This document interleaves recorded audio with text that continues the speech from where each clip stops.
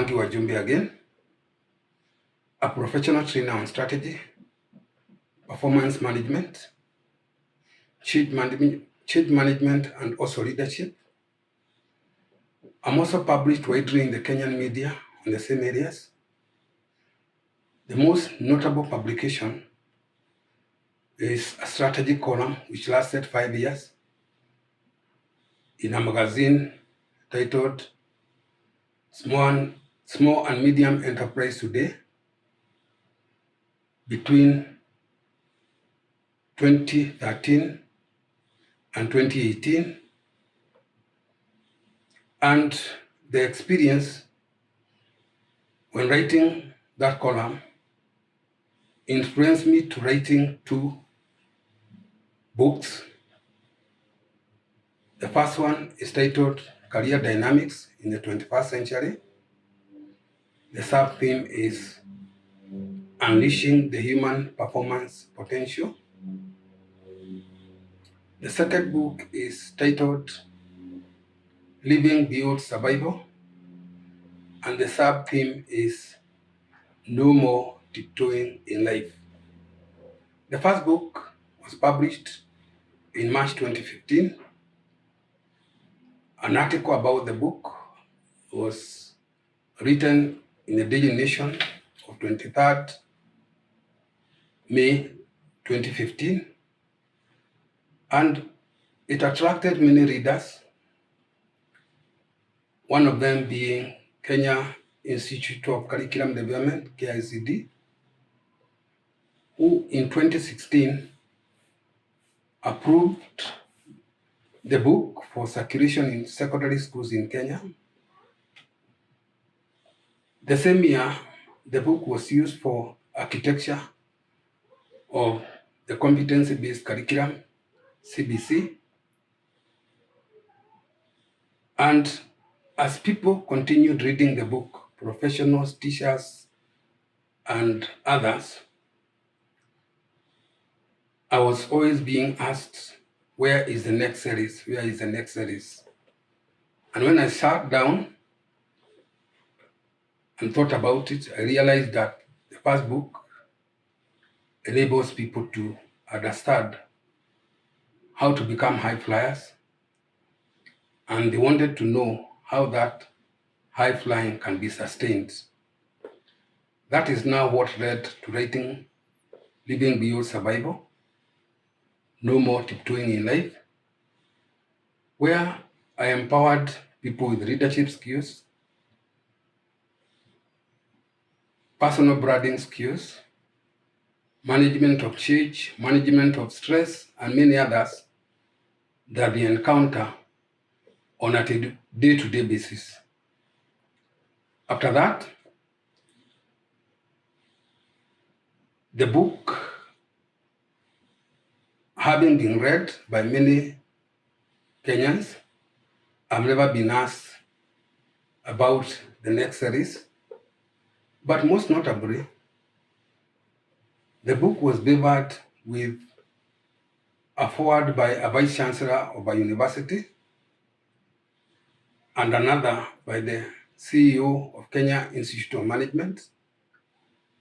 And that now made the book to become authoritative.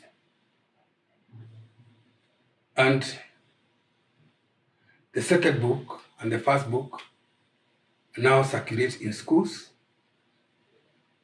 secondary schools, also universities, and various other institutions in the country. Now, just recently, I discussed the issue of the sub-theme of No More Tiptoeing in Life on the second book and shared my experiences in Kogo, Kinshasa, where I had been invited to conduct a 4-day training program for an international body, which went on very well despite a challenge along the way from a white American lady who seemed uncomfortable being taught by an African. But I handled the issue very well, and the training program ended safely, and I left a good name in that country. I've also discussed another challenge where during a training program, upon invitation by AMREF here in Kenya, I almost lost the interest of an Italian lady who was in the program. And maybe she was never expecting to be taught by an African once again. And I was able to handle the issue very well and again leave a good record in that organization.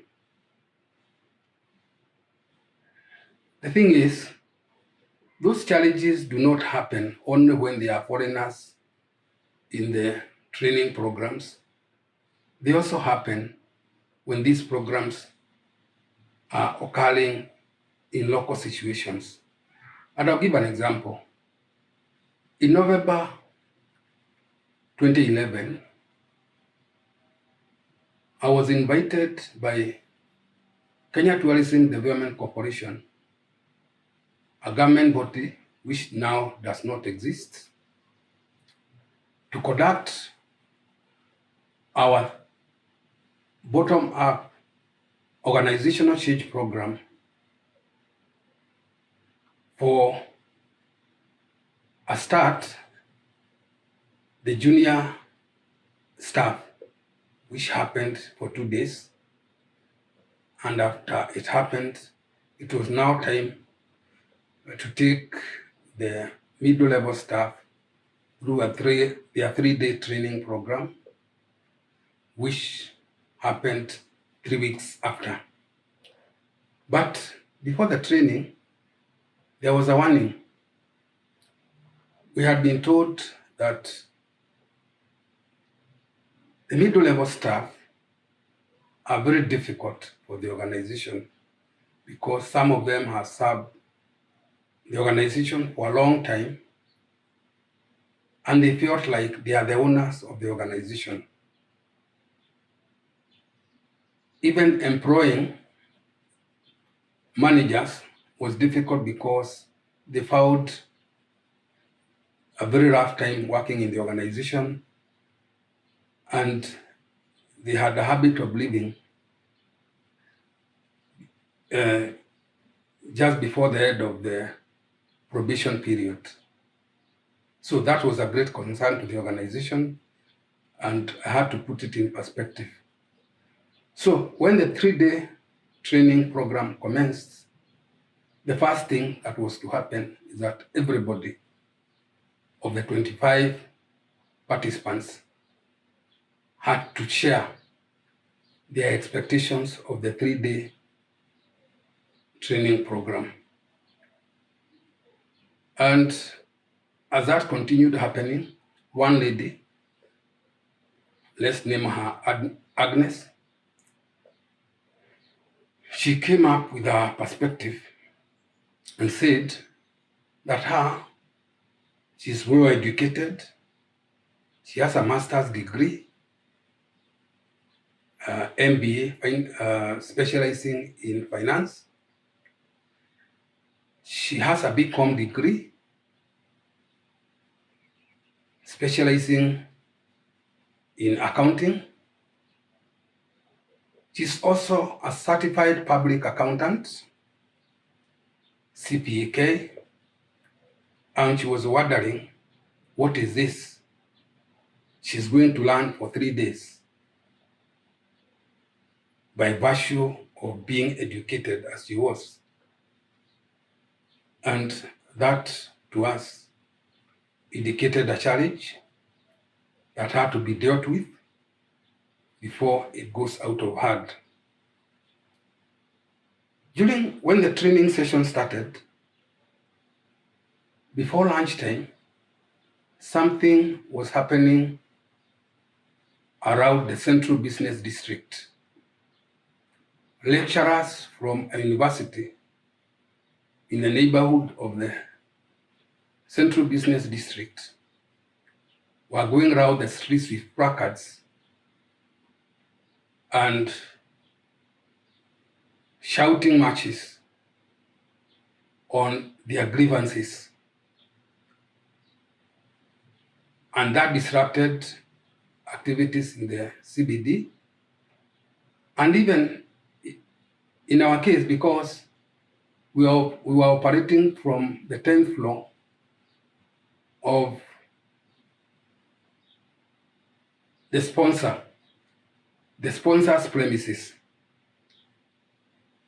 And we also had to take a short break and listen to the lecturers' grievances. And along the way, I asked a question to the training participants, just as to create attention on what we were doing. And I asked them, those lecturers who are on strike, are they passionate or dispassionate about what they do? Or what could actually be leading them to the strikes they are going through? Agnes shot up very angrily upon hearing those sentiments, and asked and indicated that we should not discuss her lecturers. They made her what she became when she was doing the first degree, and also when she was doing the second degree. And their concerns are genuine, and we should leave them to express their dissatisfaction. Now, I noticed this was a time to deal with the issue of Agnes. We were actually covering the issue of change, how it happens, and what causes the same, and what needs to be done by organizations. And it came to my mind that I now need to call upon Agnes to test her based on the level of education that she had indicated. And I asked her to stand up and come in front and tell us what actually causes change in organizations. And Agnes went around in circles, and she was not able to understand exactly how the question was supposed to be answered. And I brought out the answer from my own perspective. I expected Agnes to tell us about what we learned, or what was introduced by Professor Michael Porter, an internationally known authority on strategy, about how change happens. And I expected 5 answers only. The first one is the customer. And you know, customers are internal customers and external customers in organizations. The next was the buyer's power. The next was related products. The next was business library. And lastly, new entrants in the business sector or in the sector under reference. Everybody was excited upon getting those answers from me, including Agnes herself. And the training now went on smoothly for 3 days. Agnes became very active. She was asking questions or clarifications.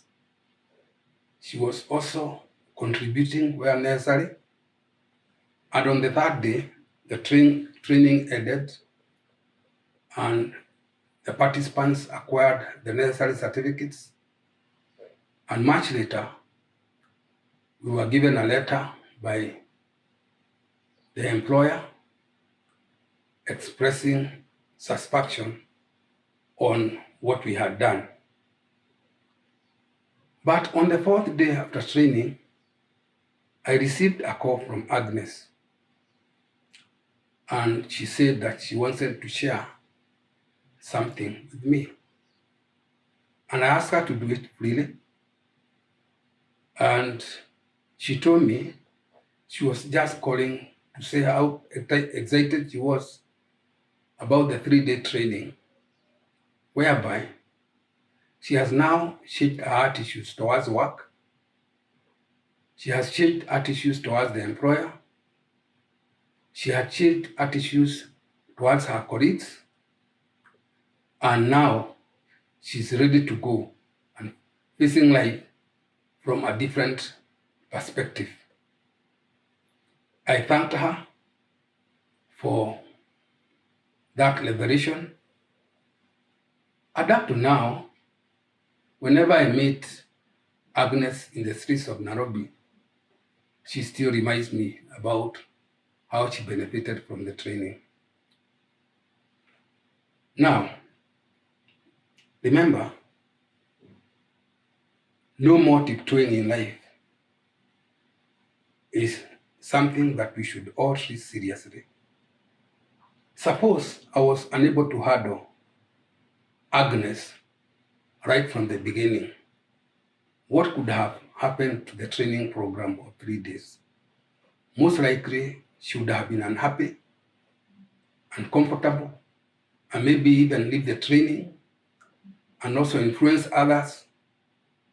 But here I was, by virtue of being confident, passionate about what I do, was able to walk tall and control the activities of that training program for 3 good days, just like I had done in the previous other programs that I had encountered challenges. I'm sharing this so that I can encourage everybody to understand that it's important not to tiptoe in life if you want to overcome the challenges that you encounter on your engagements every now and then. You can learn more on this through the books or through our publications titled Career Dynamics in the 21st Century and also Living Beyond Survival. You can also invite us to conduct seminars in your organization, in your school, or various other bodies. Also, take advantage whenever we advertise training programs. You can also learn more through Facebook, our Facebook page, through also Twitter. More particularly, if you subscribe to our YouTube channel, you are able to get information as soon as it is uploaded on that channel. You can get more if you call us on 0772 516210 or 0722 516210. Thank you and have a very good day.